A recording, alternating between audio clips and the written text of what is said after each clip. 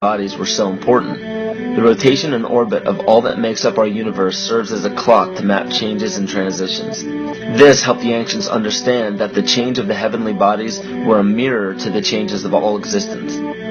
December 21st, 2012 is simply a natural transition from one form of energy to the next, the transcendental evolution of man. This date is what's known as 0 point. Our sun, as well as our planet Earth, is losing its magnetic field as the Earth is slowing in its rotation. All the while, its base resonant frequency, also known as the Schumann cavity resonance, is increasing in accordance with the predictable sequence of the Fibonacci theory.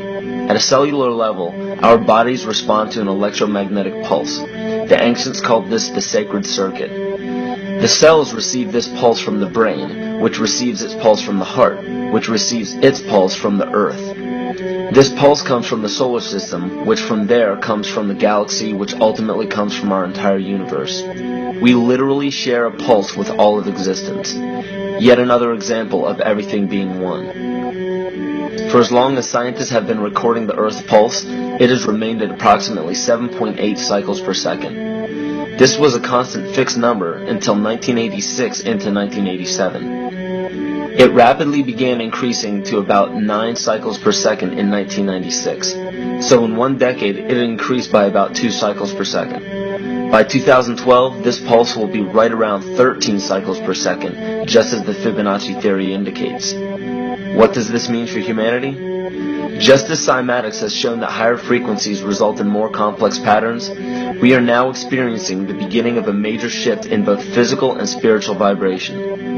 It's difficult to understand what exactly will happen to our physical bodies, but ancient scriptures, pagan and monotheistic religions, mystery schools, and secret fraternal orders have all given indications as to what this experience will be like.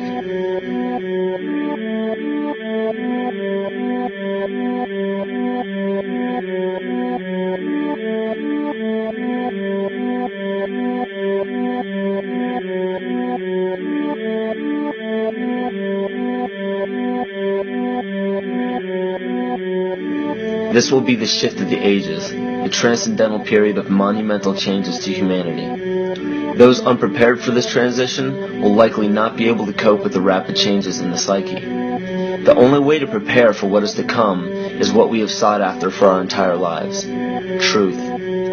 Not the truth about governments, commerce, religions, terrorism, or anything external, but the truth within ourselves, within our psyche and our shadow self. Especially in Western cultures, we are taught that being normal means only being happy and never sad, only loving and never angry, only forgiving and never jealous. This sounds plausible, but it is not. We are not meant to repress any negative emotions because it causes imbalance. To conquer our emotions, we must embrace them, not fight them. We must acknowledge them and allow them to serve their purpose as we learn from them. The ancient Essene culture left teachings dating back about 6,000 years. They taught that our relationships with one another, with the universe, and with situations and events are mirrors of the parts of our psyche that need to be cleansed. Author Greg Braden beautifully explains this entire segment at great length in his work. His hard work and understanding of these subjects contributed largely to the marriage between science and spirituality. It is very important to understand that when you fear loss, fear death, fear war, fear terrorism, or fear change, you are giving others the ability to control you based on those fears. When you fight against poverty or against racism, when you fight for relationships or for freedom, you are outwardly attempting to repress that which has been placed before you to conquer inwardly. These situations are mirrors of our fears. This is why it is important to love and only love. Love those who stand with you, but especially those who stand against you. Don't look at your fears as a threat. Rather understand that this material world is only a physical manifestation of either the love or fear in your consciousness. It's as plain as day. All you need to conquer in your life is in your face. If you want to understand what your true inner fears are, analyze your ambitions and your inhibitions. Everything explained here about the esoteric agenda of the elite few at the very top is nothing to fear. They have been at work for thousands of years behind the scenes to manipulate humanity, and it has worked. Until now. It's very easy for any system of thought, religious or otherwise, that comes along. It's very easy to play on that, to play on our insecurities, to assure us all is well, we'll all be taken care of. We lap that up. So don't blame religion. Blame our own insecurities, which has allowed religion to flourish, and which has allowed so many systems of thought that are disempowering to flourish throughout human history. That's why we can't get out of it.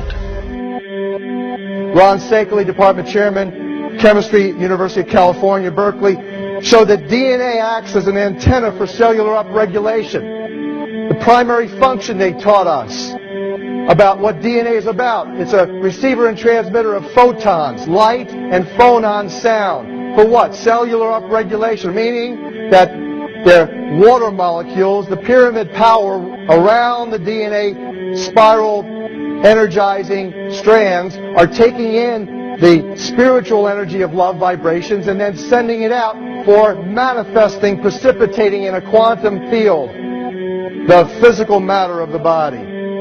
These are hertz, frequencies, or cycles per second that the musicians can retune their instruments to play and experiment with. Why? Again, these are the Creator's musical scale, the original solfeggio, buried for 3,000 years in the Bible. So the ancient priests who knew how to levitate the huge stones for the building of the pyramids, and the Masonic knowledge that predated ancient Egypt, the ability to have this information, these frequencies, serve the function of creation, destruction, and miracles on behalf of the empowered people who had access to this knowledge. I say that because of this metaphor.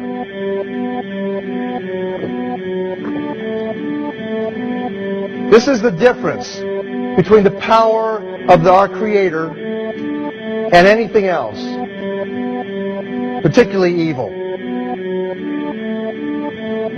That you can go into a pitch black room full of evil, full of darkness, and light a little candle, and instantly that darkness flees.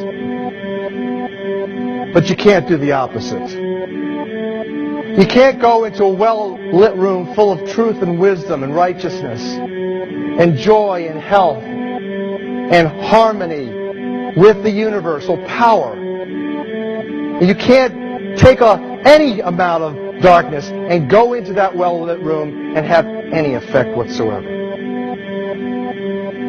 That is the metaphor which I frequently think of when I think that I'm not empowered. It is the greatest lesson for me, and I think for everybody else, to know that we're on the winning side and that we win in the end.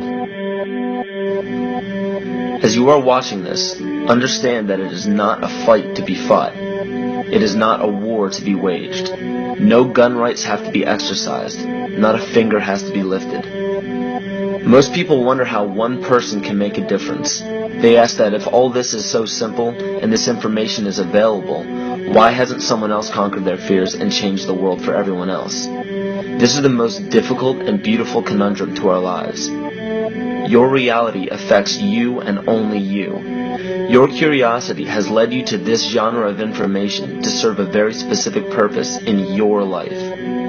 To understand visually how the universe is truly a hologram, a math professor at Yale University developed a formula that is plugged into a computer program. Named after him, the Mandelbrot set shows a seemingly disorganized pattern. But no matter how far you zoom into the design, you will always find the same pattern within the whole pattern. Each fractal, broken down infinitely, will always reflect the whole. When one fractal changes its pattern, the sum total of the whole pattern changes along with it. This exemplifies that the whole world does not need to be awoken. There is no race to inform the 6 billion people on this planet of this message. It is only important that you, personally, learn to conquer your innermost fears and learn to love. When you see your fears for what they are and master your emotions, then, and only then, will you truly be free.